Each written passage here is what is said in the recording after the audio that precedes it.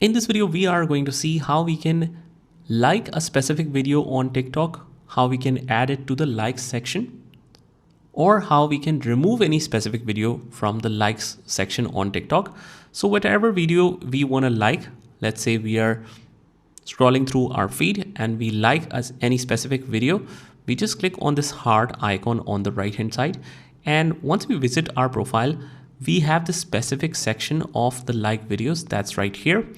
As you can see, we can see all of those videos that we have recently liked.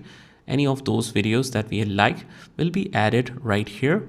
So if you want to, let's say, unlike that video or remove it from the like videos, you just go to the like section on your profile and open that up and just uncheck that heart. Make sure that it is not red.